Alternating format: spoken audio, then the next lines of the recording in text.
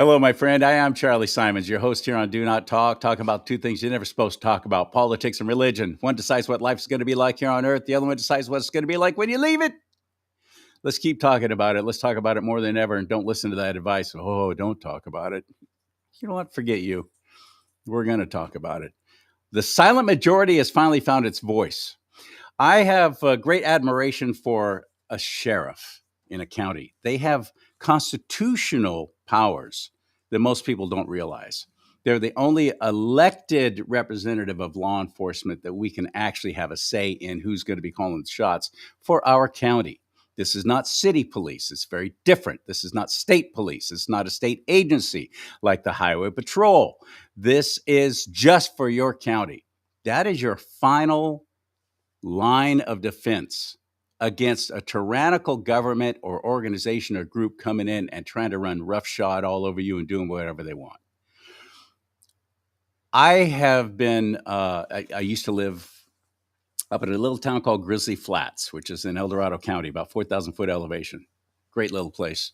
Caldor fire came through a few years ago and just leveled it, destroyed the extraordinary town. And many of their people up there, my neighbors, my friends, had lost everything because they had their home insurance canceled on them because they were considered a high fire danger area. Canceled on them. Couldn't afford the state insurance that was provided. And now we're seeing what's for those who have that kind of stuff. They're not getting paid out. And it's just a train wreck. You want something ruined? Give it to the government. They'll do a good job of making sure it never works properly. It's true, especially state and federal. But things are cleaning up. Things are changing, except in California, where we still are being run roughshod over a one-party system. And a sheriff has to run for office. So there is a political aspect to this law enforcement position. That makes it even more important that you pay attention to who you're putting in there. Thank God El Dorado County made a great choice with their sheriff. I'm very impressed with him. Jeff Lykoff is his name. He took the place of D'Agostini. John D'Agostini, I thought, was an extraordinary sheriff, a shining example of what a sheriff can be and should be. And Jeff was the undersheriff. So he won with an overwhelming majority, which is surprising to me, Sheriff Lykoff, considering part of your county is Lake Tahoe, which is flaming blue for the most part. And so you had to make friends, win friends, and influence people, or overpower them with just sheer might and numbers of people who said, yeah, we want this guy to be our sheriff, this kind of thinking. So congratulations on that. Oh, thank you, CharLee. It's a pleasure to be here. It's an honor to be here. And yeah, one correction though, I wasn't the undersheriff. The undersheriff was Brian Gomez, Undersheriff Brian Gomez, who's still my undersheriff. I ran as a lieutenant. Sheriff D'Agostini had been watching me for several years, and it's important that you choose your successor, who's not only going to keep the seat strong, but who could potentially make it better. And so he had come to me several years prior to and said, hey, just put this on your radar. What do you think about this down the road? And obviously that's not an everyday thing where somebody comes to you and says, hey, do you want to lead the organization? So especially when you're a lieutenant, right? And so I went home and talked to my boss, my wife, and it was several years in the making, but yeah, we were very fortunate. We worked extremely hard. We just didn't sit there and rest on our laurels and go that the sheriff. I got Sheriff D'Agostini's endorsement, so I'm good to go. No, we worked extremely hard for it and put the work in it because my wife and I both we love serving. That's kind of our passion. We love serving others and just humbly get to do it at the highest level in the county now. So very very happy to be here and honored to be here. It's a great department. You even had a TV show that was dedicated, local TV show that got some national coverage about the El Dorado County Sheriff's Department. And your new headquarters are just not new to you now. I think it's been 2-3 years, but fantastic. you represent the community very well, and people don't understand the difference between city police, which a police chief is or captain always appointed by whomever's calling the shots at the top, and that's very often bad people. Unfortunately, in California, I'm a hardcore conservative. I don't care who knows it. I don't shy away from it. I don't try and hide it. I don't reach across the aisle to get along. That's not me. There's plenty of people to do that and compromise and rhinos and so on. I'm not one of them. But you have to play a balancing act because it is the only elected law enforcement representative of that kind of strength and size that we have afforded to us through our U.S. Constitution. But I had another sheriff on one time in one of your neighboring counties who I asked, "Are you a constitutional sheriff?" And he said, "The state of California, yes." That's very different. Hmm. You get your funding now through I don't remember exactly who it is who can actually pull your funding as a county if you dare to go against something, for example, like mandates, shot mandates, go in and shut down that business, go in and shut down that church, because if not, we're going to pull your funding. That's why he said state constitution, right? Mm-hmm. Where do you stand on that? What's your knowledge on that? I'm a constitutional sheriff as it relates to the United States Constitution. That's. Did we change hats here? I get questioned. Constitutional Sheriffs and Peace Officers Association, CSPOA. Sheriff Richard Mack really spearheaded that and fired it up. And I know that you're on board with that, and you're a member. But are you in danger of losing any kind of funding because you would dare say, "Yeah, no, we're not doing that in my county"? Oh, there's always that risk, but I'd like to correct, and I'm going to correct you again, Charlie. Do it. I want to know. People often refer to a sheriff's agency as a sheriff's department, and I did a little research as I was getting ready to take over this position, and I kind of put my own spiel together. And I know Sheriff D'Agostini was really big on this too. We need to correct anybody that says we're a sheriff's department. And I know other sheriffs in the state of California, other sheriff's agencies that refer to themselves as a sheriff's department.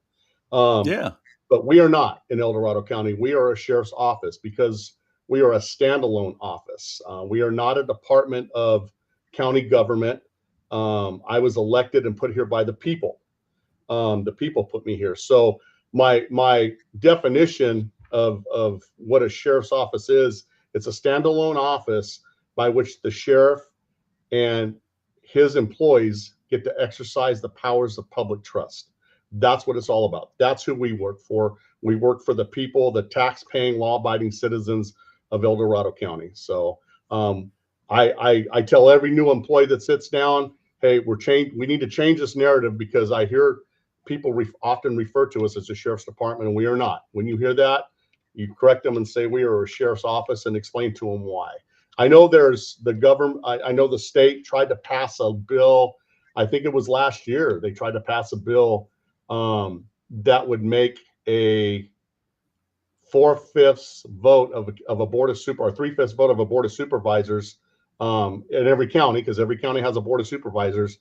That would be that a sheriff could be voted out by a 3/5 vote, and it failed. Thank goodness. But that's something that we, the people, you need to pay attention to, especially in our state, because it's more heavily one-sided from a party. Even though the sheriff is a nonpartisan position, we are a sheriff for everybody. I'm a sheriff for everybody in my county. I just am very fortunate and very blessed that I get to do my sheriffing in a county that is about law and order and about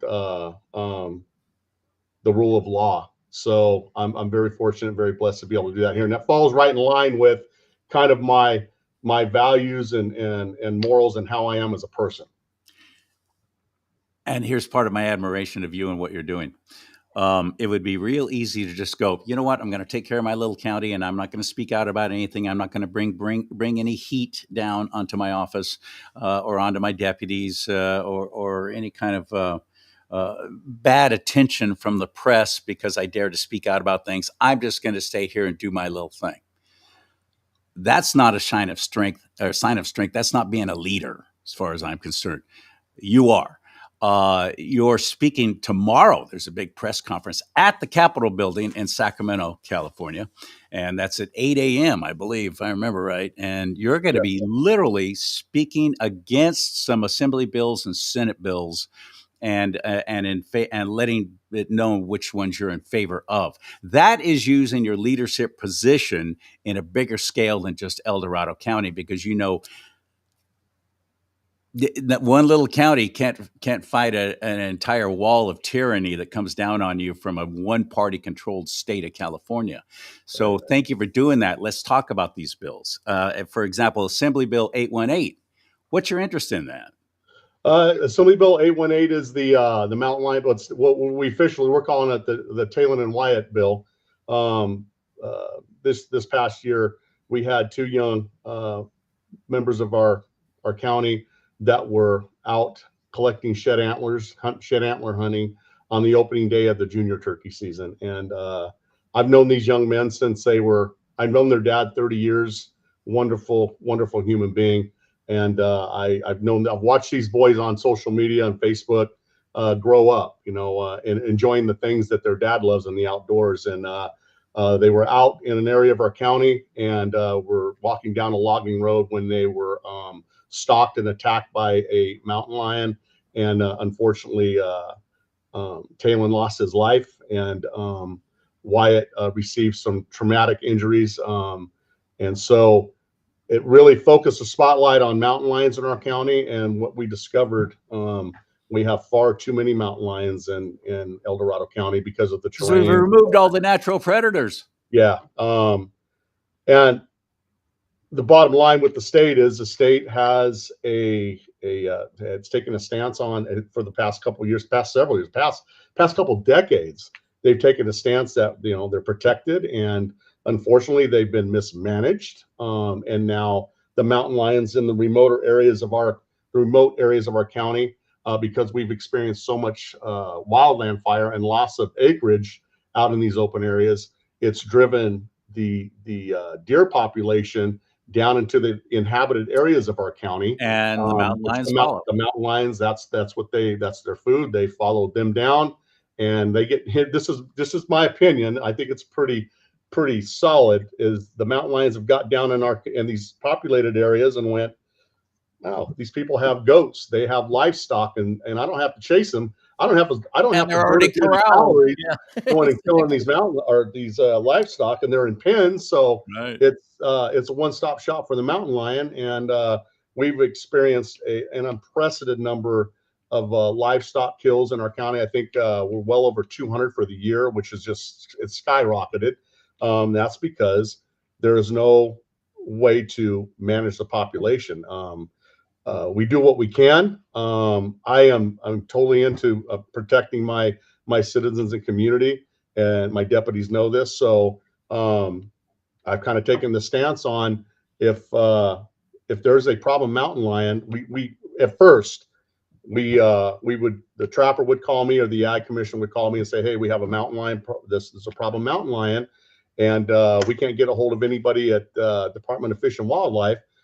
What are we going to do? And I'm telling them, they tell me what the lion did. There's a vetting process, and I go out and make the community safe, keep the community safe. And that means we got to take the mountain lion. That's what we're going to do.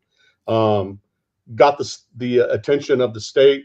We have sat down and started to try and talk this through and gain the trust of each other. And I don't want to go out and kill and slaughter mountain lions. I don't want to do that. However, I want to protect my citizens and my community at the same time. So they've understood that. They've finally started coming to the table, and they're issuing more take permits. They've issued more take permits this year than they have, I think, in the last couple of years combined. I don't know what the exact statistics of the takes are, but they are finally starting to listen and answer their phones when we call them and say we have a problem. There's nothing better than people who are willing to. I shouldn't say better. I'm saying it sarcastically. Than people who are willing to let you die, or your livestock or your livelihood die, all because they don't have that problem where they are. You're in Yeah, El Dorado County. Look at Montana. Look at Wyoming. They reintroduced the wolf population to Yellowstone, thinking, "Oh, they'll just all stay here." They know they're supposed to just stay here. What the? What are you high? What's wrong with you? So they're having huge problems. So they have to vet out hunting licenses now. You gotta cull the herd. You absolutely have to. But you got people in the Bay Area or even Sacramento County right next to you going, "Oh, but they're so beautiful and you can't touch them or hurt them." But yet they're going to run roughshod all over your entire county. That's happening. And again, that's the power of your county being protected by a constitutional sheriff who goes, "I'm going to do what's best for the people here, period." And our exactly. biggest job is protecting them. Exactly. So this SB 818, to touch on that, that is a bill that is put together that would be a pilot program in El Dorado County, because we have the most mountain lions in El Dorado County in the entire state, by studies done by Fish and Wildlife. And it would give us the opportunity to allow vetted, permitted, licensed houndsmen to come into our county and run their hounds and condition these mountain lions. That dogs are bad. When they hear dogs barking, that's a bad thing. Don't go in that area. There again, you talk about, because when they hear dogs, that's usually associated with a guy carrying a gun that's going to do harm to them. So again, it's allowing these houndsmen to come out. They're vetted, they're permitted, they're licensed, and to run these lions and push them back up where they need to be, up in the remote areas of our county.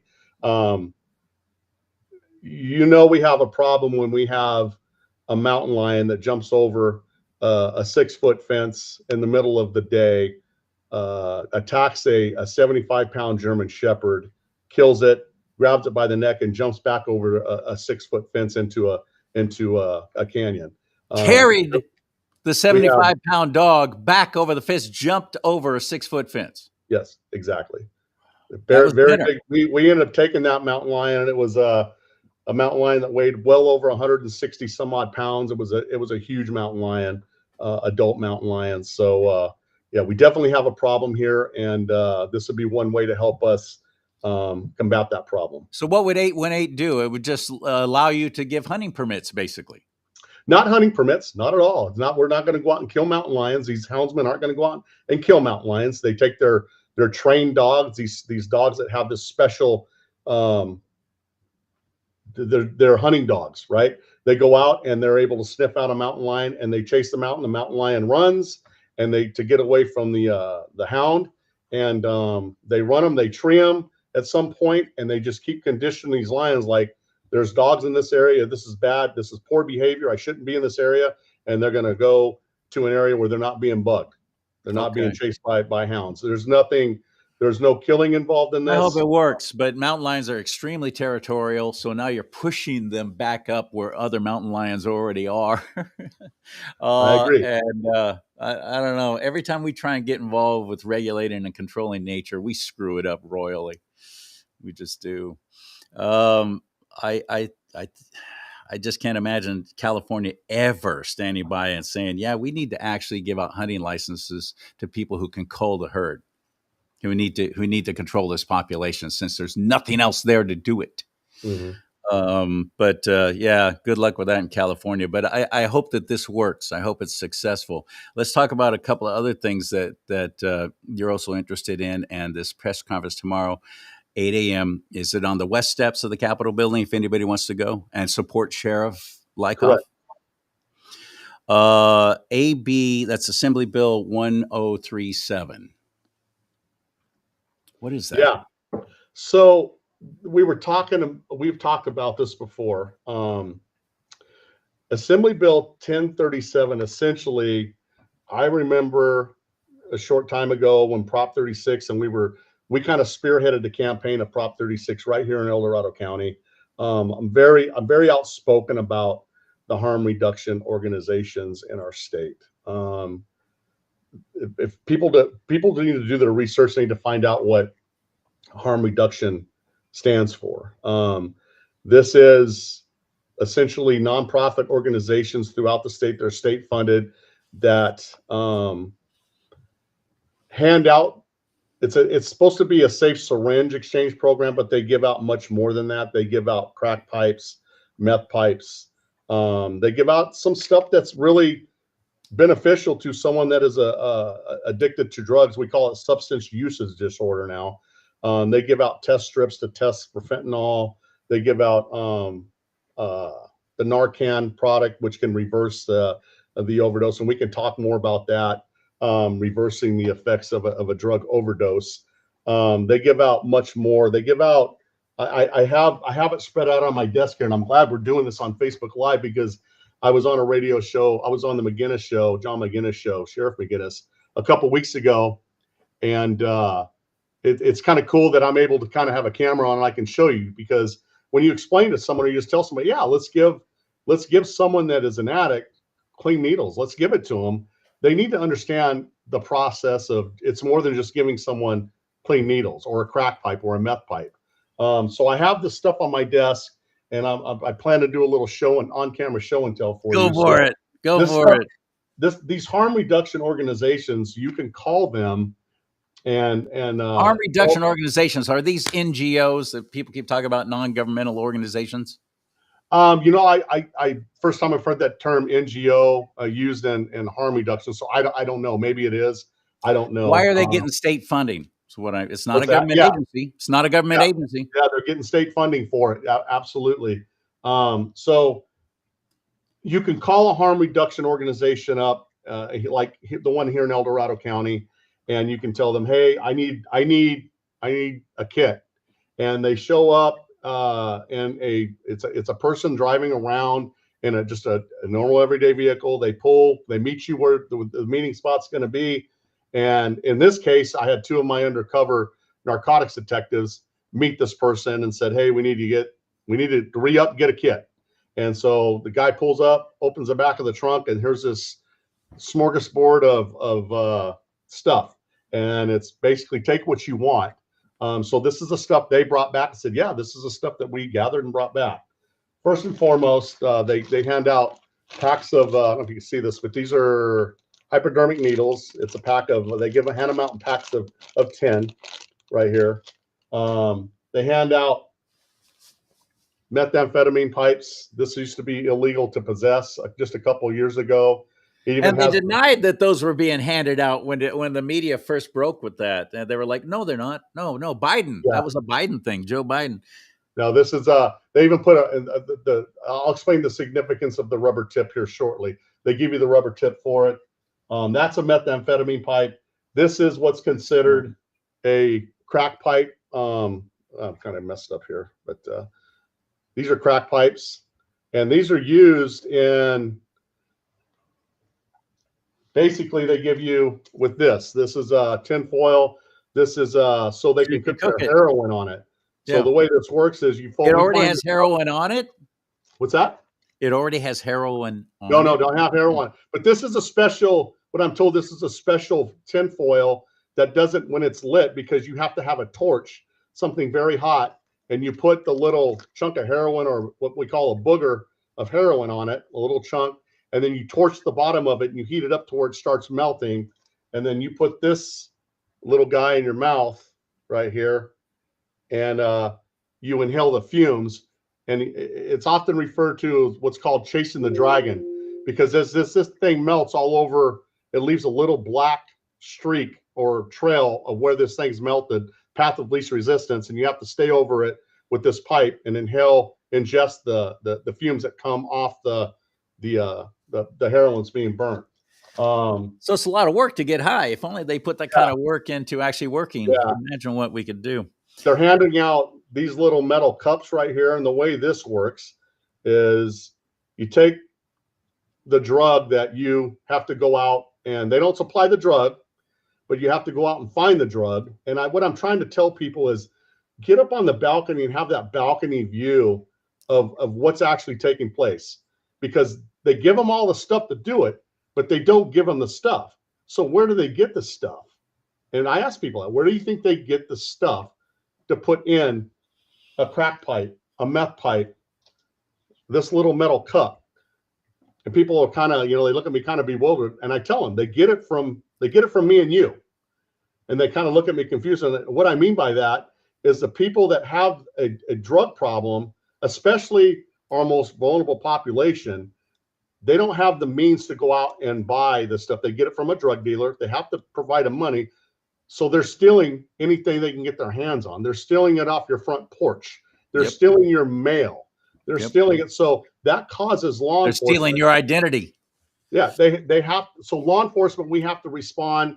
We have to take reports. We have to do investigations.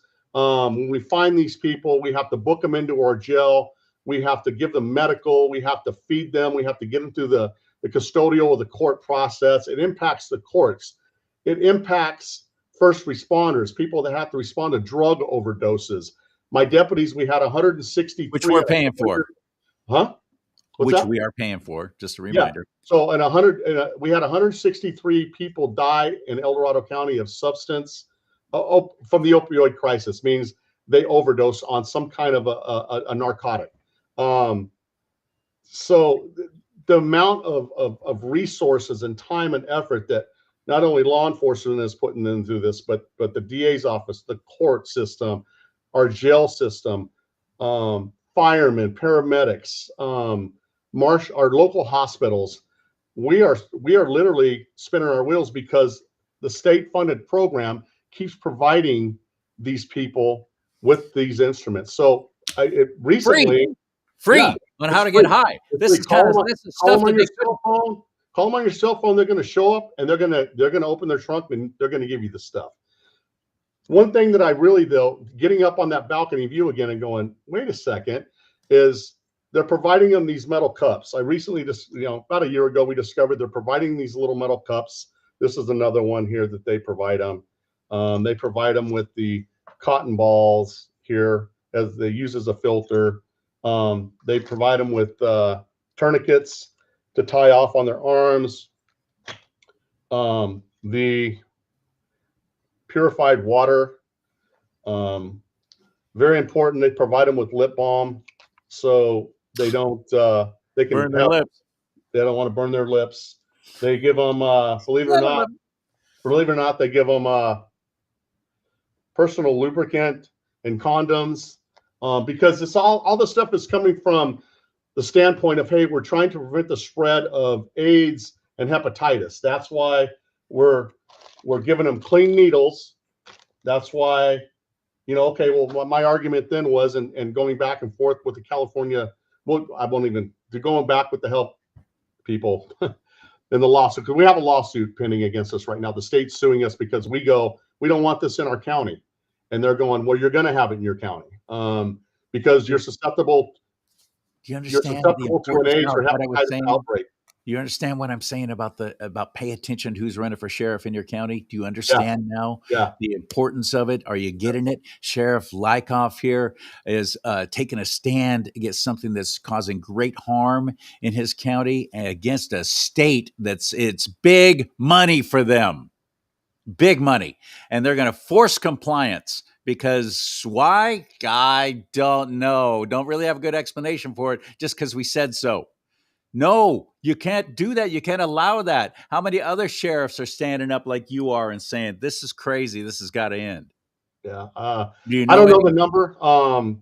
I just know that the harm reduction that this is falls underneath, they call it harm reduction, is doing more harm in our community than it is good. I go back to during that same 4-year period, we had to provide information about how many cases of AIDS or how many cases of hepatitis that we had. And I will just tell you this, it was under 20. It was under 20.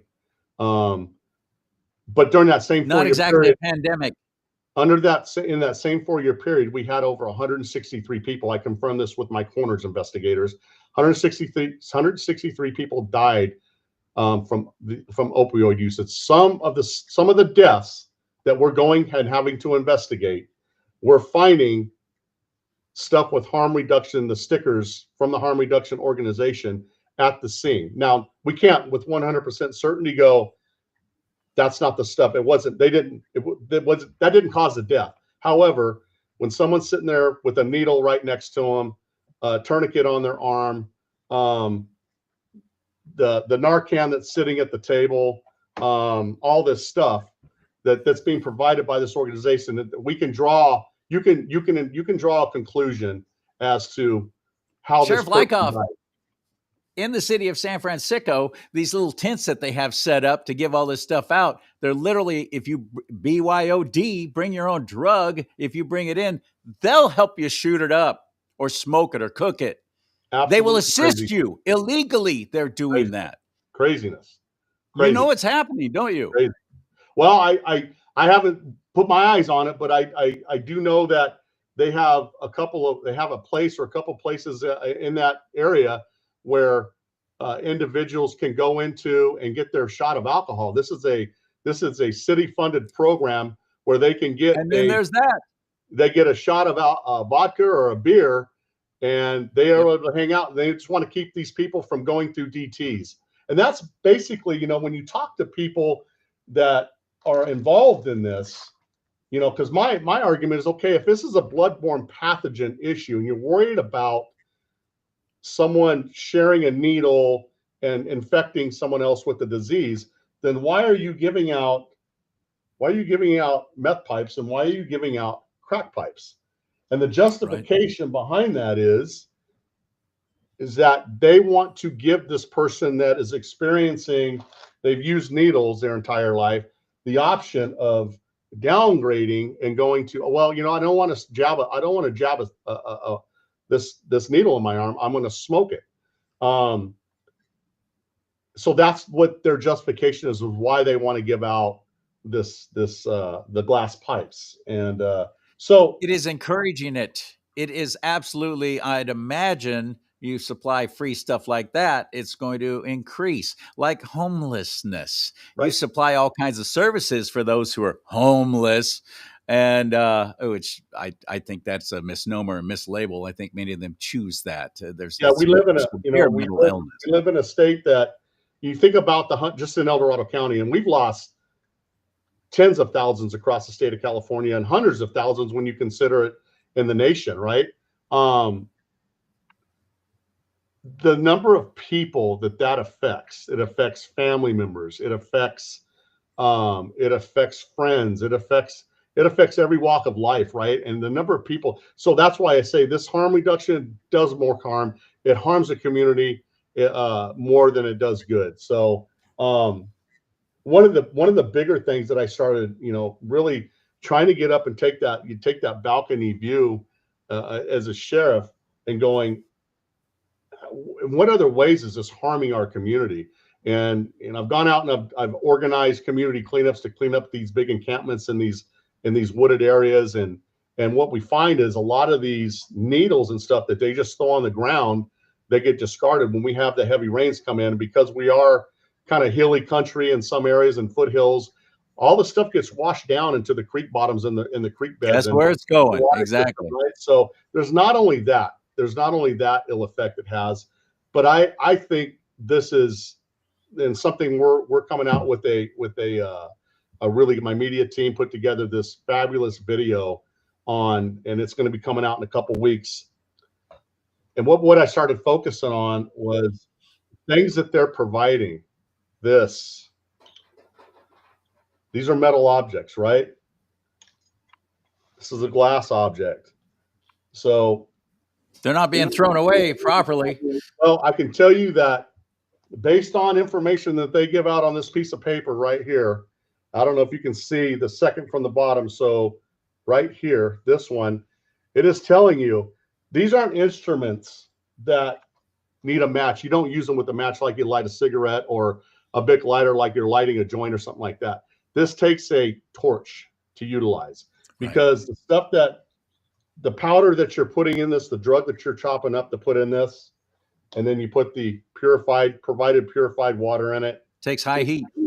Takes high heat Yeah. between, I think, don't quote me on this, but I think it's somewhere in the neighborhood between 350 to 400 to 500 degrees that they have to get that to liquefy that powder, to liquefy it, to then take this needle and suck that liquid up into to shoot in your arm. This takes heat. They have to heat it up. They have to put the drug in it to heat it up to ingest the fumes that come off of it.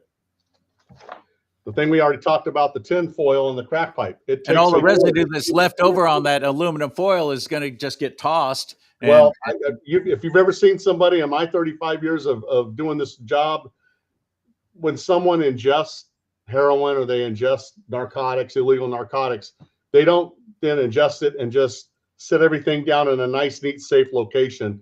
They usually go on the nod. Sometimes that we've had, I talked to one of our fire investigators that's helping us on this project. People have died in their cars. They've gotten high in their cars and they've smoked meth and they fall forward in the torch. They just keep the torch on and they end up starting the car on fire and they've died inside their car. This stuff doesn't, so you take this right here and you drop it into a dry bed of grass, a dry bed of manzanita.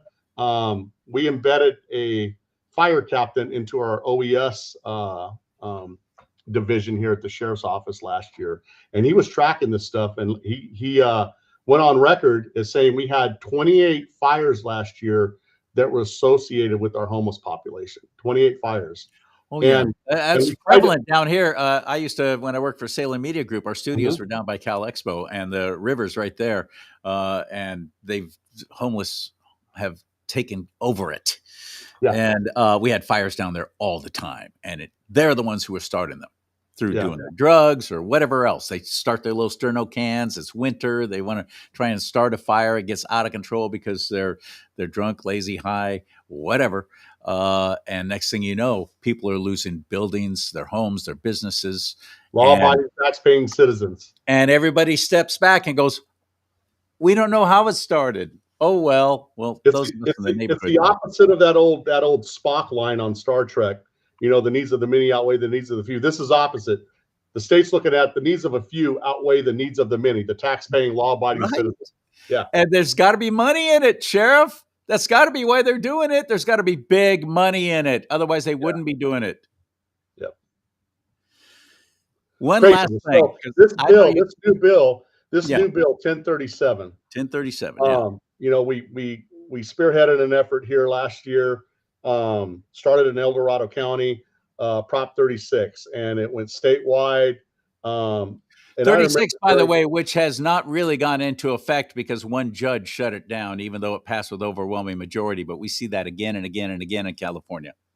Yeah. So I remember people calling in, or people would ask you, "Hey, what's the state going to do? What are the lawmakers going to do?" And we saw it. We saw a governor that tried to introduce poison pill language. He tried to trickery. He did not want this to pass. Spent a lot of money on it to try to get it not to pass. But I think that the people of the state, the law-abiding, tax-paying citizens that often get overlooked, we stayed out in front of it and kept the word going. And this passed overwhelmingly by 70-some-odd% in the last election.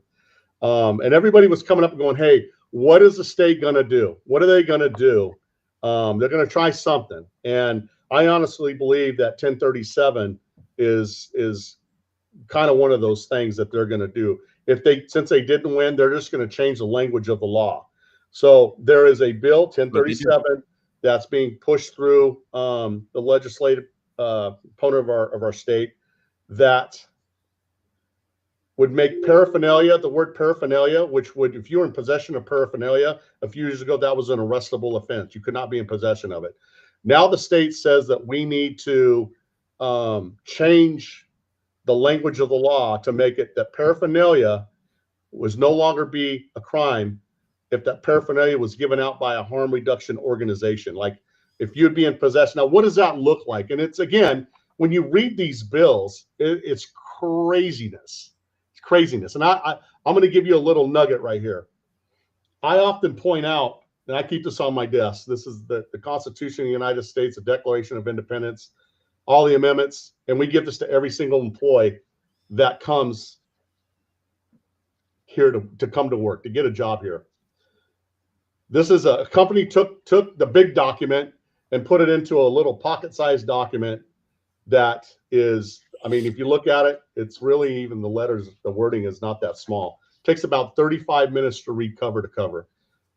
Our founding fathers knew what they were talking about when they put this together. Oh yeah. When they said, you know, we're tired of living under King Edward III's British rule and the tyranny that was being imposed on them, they came together. They declared our independence, knowing that they were going to have to fight a bloody battle against a superior army, and they did that, and we won. And they came back together and they wrote the Constitution of the United States. They did this in the late 1700s, obviously, and this is what still runs our country. Those documents run our country.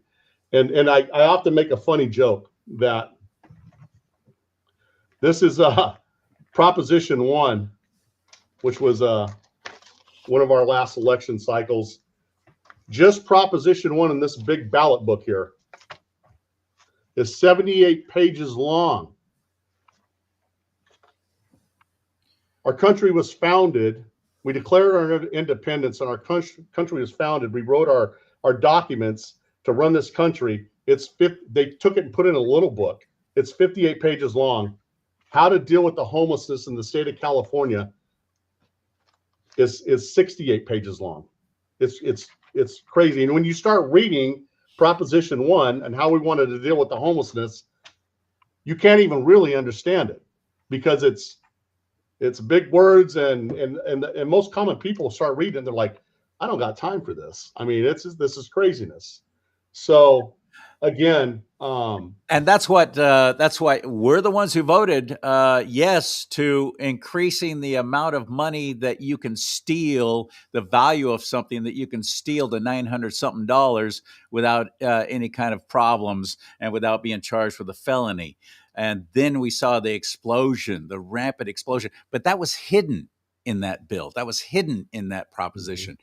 And most people had no idea it was even there until it happened. Yeah. Well, you know, and it's interesting because you don't see on the media, what you see is you see the mobs of people going in and smashing glass counters and running out of the store with bags of loot and stuff like that, which they've stopped covering now completely. Right. But what you don't see, again, is the porch pirates, the people that are stealing copper out of homes that are being under construction.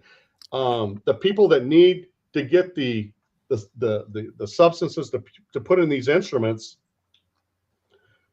again, will steal anything they can get their hands on. They're an addict. That's not being covered. And I honestly, the whole time Prop 36, I was like, why are we so focused on these big smash and grabs of retail theft and whatnot, when what I'm talking about here is affecting more people across the board in our communities, because they come home and they're missing a package or something has been stolen from their vehicle. They come outside, their window's been shattered because they left their backpack in the vehicle the night before and their wallet's gone, or, whatever. So there's a lot more of that's going on throughout the state of California, and a lot more of the fires and stuff that this stuff that could be contributing to.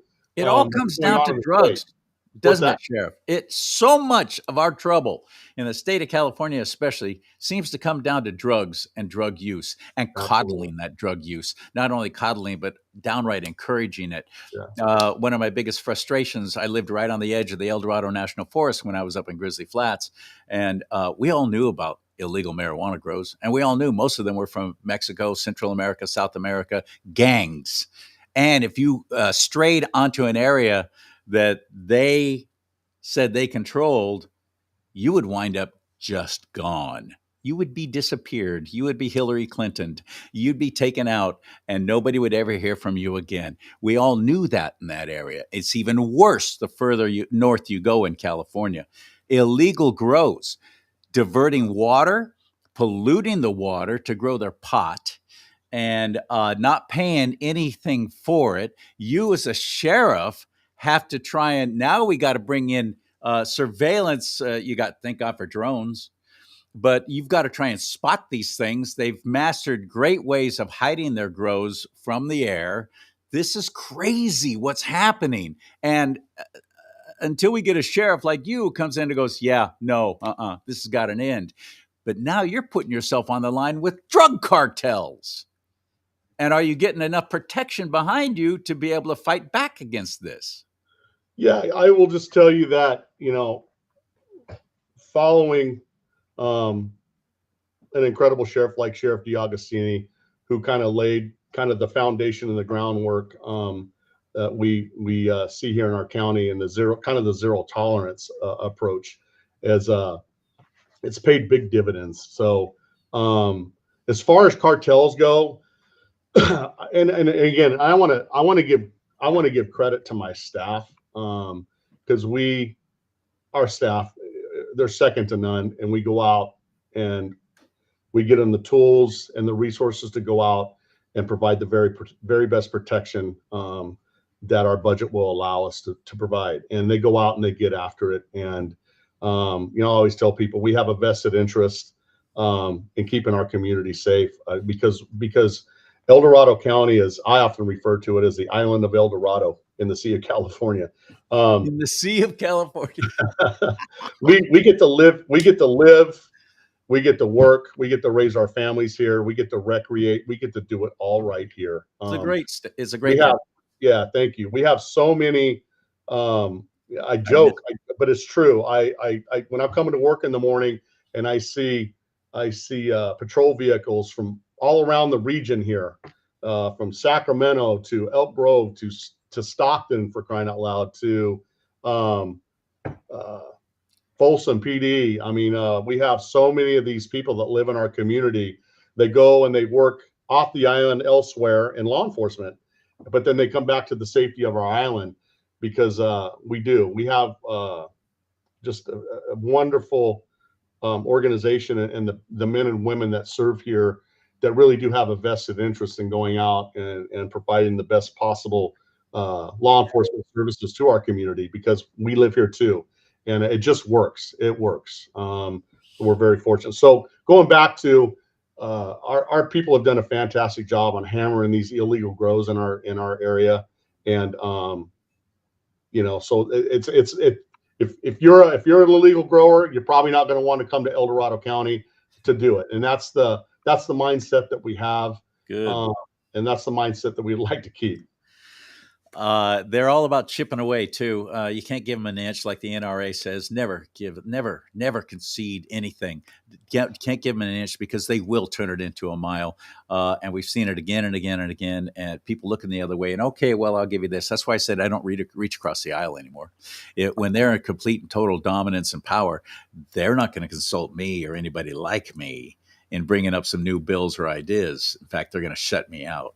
Yeah. So I think we need to toughen up that way and get that too. You want to make sure I don't vote for you? Tell me you're going to reach across the aisle. That'll guarantee I don't vote. No, we talked about that earlier, in that I just recently went down and spoke on Assembly Bill 1037 and actually got to see what takes place down there, and how a bill gets pushed through. And we just don't have enough people across the aisle. When I'm talking about people, the people that we need to have down there representing and coming out and speaking against this, against things that are just bad bills. They're just bad bills, no matter how you look at them. It puts the community at danger. It enables people. So we need more people to get involved. And but I don't think they realize. I didn't until I got much more involved. I didn't until I got in with the CSPOA. I didn't realize the importance of it, because they're passing bills and getting signed into law by Governor Hairdo and clowns like him without us ever even having a say in it. It's never brought to the ballot. We don't get any kind of say in it, and they pick and choose and erode and chip away at Prop 13, at crime bills, things like that, because my explanation of it, this is my opinion, not Sheriff Jeff Lykoff of El Dorado County. There's a higher purpose for them, and it's an evil and a wicked one. And that is to bring down the great state of California, because you don't get to usher in your new world order and your one world government. You take out the United States of America. And then one of the best ways to take out the USA is to take out California, destroy it, erode it, financial collapse. As California goes, so goes the rest of the country. You might think that's a crazy conspiracy theory thing, but I really fully believe that's what's going on. That's what their ultimate goal is. Why would they destroy where they live? Why would they destroy what they have? Because they would not be affected by it. They're working for a very wicked, evil goal with that goal in mind. So that's why I said this is my opinion. I'm not even going to ask you what you think about that at all. I don't even want to know, because I don't want to jeopardize you in any way in anyone's minds. To go, oh, Charlie's with a conspiracy theory guy, one world government stuff. Okay, whatever. All I know is there's got to be somebody who takes a stand. And we need more people like Sheriff Lykoff and who are actually willing to do that, because so many of them are not. Or they're really on the left, but they say the right things to get elected. And that's where the political aspects of the office come in. So this Assembly Bill 1037, tomorrow you're going to be speaking against it. Who wrote it? Who proposed it? I don't think I'm doing anything on 1037 tomorrow. I already went down and spoke on that a couple of weeks ago in the Public Health Committee, and I let my opinion be known. My understanding, with talking with my DA, is the author of that bill has, because of, I think maybe because of going down there and talking about it, has there's been some language changes to it. Probably not anything that, I mean, it's better than nothing, but it's again, I don't want this in my community, period, because it brings more harm than good. It puts more people at risk than it does help people. But tomorrow I'll be down there we'll be meeting at 8:00 in the morning on the That's West 818, right? For SB 818, which is the Talon and Wyatt bill.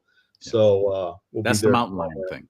Yeah, the mountain lion, the Houndsman pilot program, just for El Dorado County to try this. We just want to try this tree and free program using qualified, vetted houndsmen that are permitted to come in and haze these mountain lions, to get them to run them back up into areas that's where they live. This is where they should be. So if you're anywhere near downtown Sacramento, tomorrow morning, 8 a.m., this is that's going to be Tuesday, April 22nd, 8 a.m.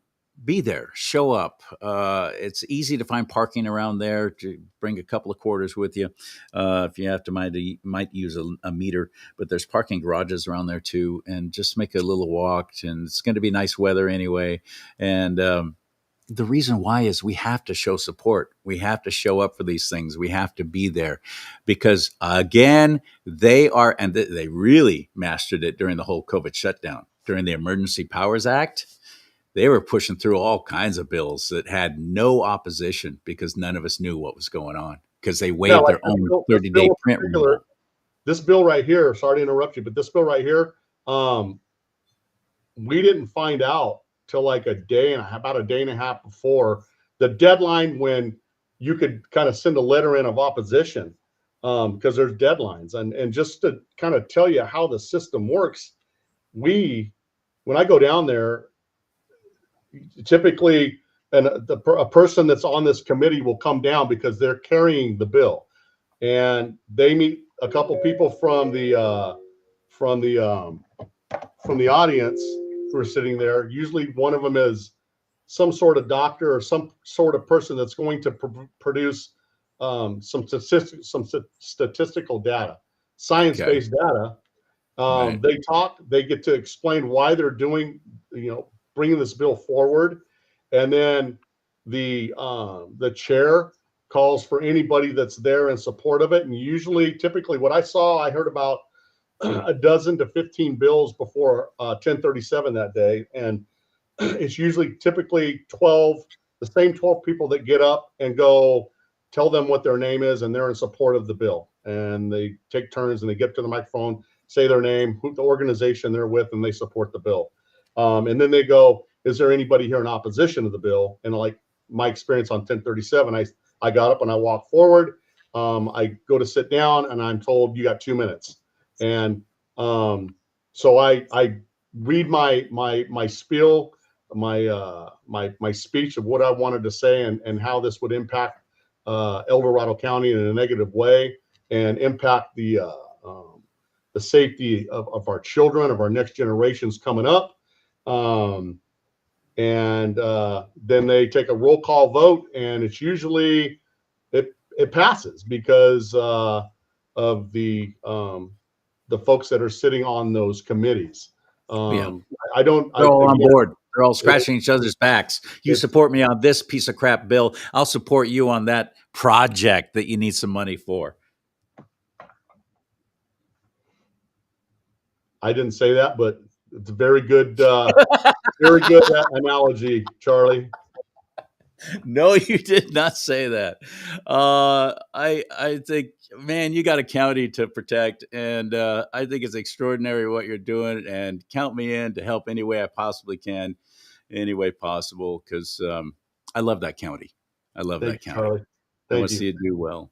Appreciate right, my friend. And everybody who listens to your show. I will add that tomorrow morning, Jeff Thompson's from Thompson's Toyota, Thompson's GMC, big car dealership up here. He has offered 2 passenger vans. Anybody that wants to go to wherever their meeting place is, and I think it's a Thompson's Toyota. That he's gonna provide passenger vans to take 14 like a shuttle tomorrow. Yeah, like a shuttle van. Take people down Fantastic. There. They shuttle in for their little AOC Bernie Sanders protest. So sure, we might as well. Yeah, take them I down think and that's awesome. Yeah. Thank you for them. Thank you to them. And where do we find you, by the way? Your website. How do we get involved and follow what you're doing and help any way possible? Mainly just getting the word out, sharing this show, sharing the writings and the information that's on your website. Where do we go? Well, I mean, you can. I don't really have. I have our agency social media. I don't really do social media personally. But it's just your show. It's getting in tune with your local assemblymen and women to find out. Go on. I think it's called California Legislative the website, and they will tell you what you need to know. Who it tells you a lot of stuff on there. Yeah, who's representing you? But I'm talking about your website, the EDSO, El Dorado Sheriff's Office. Oh yeah, you can we have a Facebook page. We have all the social media platforms, and you can go on things like that. We don't really we don't get political on our social media. No, of course not. But you can go on. I mean, there's lots of media applications you can go on and find out about things that are affecting our. But if you want to tune into what's going on here at our sheriff's office and how we're working hard to protect our community and things that we're doing, most certainly El Dorado County Sheriff Facebook page, and we have all the social media platforms. So, right on, Sheriff Jeff Lykoff. May God bless you and keep you. Thank you for what you do and your family. Pray for his safety. Pray for the safety of his family, his deputies, his administrative staff, the people working for him and under him and with him. Pray for them. Pray for their safety all the time. Please keep them in mind. Lift them up to the Lord. All right, brother. Talk to you soon. I really admire him. I think he's doing an extraordinary job, and he stepped into some very big shoes. Very big shoes. Sheriff D'Agostini, he's the one that made that video to Obama and all kinds of. He was a great sheriff and a great leader. Sheriff Lykoff has followed in those footsteps admirably and even taken it beyond in many respects, and I love that. Is that an endorsement for Sheriff Lykoff in the next election? If he wants it, yeah, you can have it. You might not want an endorsement from me. And check out the CSPOA as well, cspoa.org, Constitutional Sheriffs and Peace Officers Association, cspoa.org. And you want to help this show, please, CharLeeSimons.com. CharLeeSimons.com. Follow along, contact me that way. You can even schedule to be on the show yourself, all at CharLeeSimons.com. May God bless you and keep you. May God bless America. Most importantly, though, America, bless God